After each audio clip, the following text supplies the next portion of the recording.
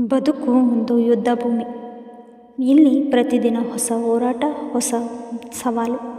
ಈ ಹೋರಾಟದಲ್ಲಿ ಗೆಲ್ಲಬೇಕಾದರೆ ನಿಮ್ಮೊಳಗಿನ ಯೋಧ ಎಚ್ಚರವಾಗಿರಬೇಕು. ಮೊದಲನೇದಾಗಿ ಗುರಿ ಇಟ್ಕೊಳ್ಳಿ.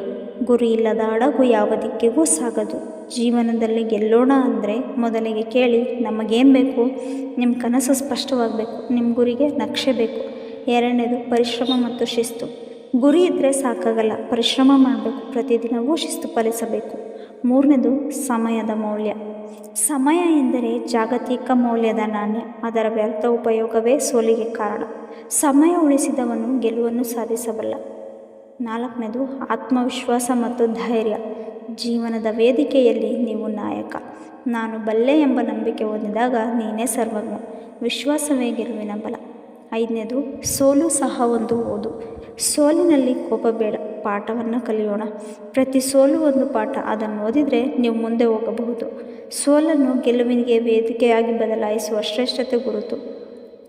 ಆರನೇದು ಸಕಾರಾತ್ಮಕ ಸಂಗಡಿಗರು. ನಮ್ಮ ಸುತ್ತಲಿನ ಜನರು ನಿಮ್ಮ ಶಕ್ತಿಯ ಪ್ರತಿಬಿಂಬ.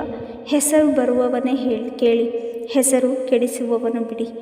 ಜೀವನದಲ್ಲಿ ಗೆಲುವು ಬಯಸಿದರೆ ನಿಮ್ಮ ಸರ್ಕಲ್ ಬದಲಾಯಿಸಿ. ಒಂಬತ್ತನೇದು ದ ಕೋರ್ ಮೆಸೇಜ್. ಬದಲಾಗೋಣ, ಗೆಲ್ಲೋಣ. ನೀವು ಬದಲಾಗದಿದ್ದರೆ ಬದುಕು ಬದಲಾಗಲ್ಲ. ಹೀಗಾಗಿ ಕೇಳ್ತೀನಿ, ಈಗ ಬದಲಾಗೋಣ. ಈ ಕ್ಷಣದಿಂದಲೇ ಗೆಲ್ಲೋಣ. ಯಾರಿಗಾದರೂ ಇತಿಹಾಸ ಬರೆದು ತೋರಿಸೋ ಶಕ್ತಿ ನಿಮ್ಮೊಳಗಿದೆ. ಧನ್ಯವಾದಗಳು.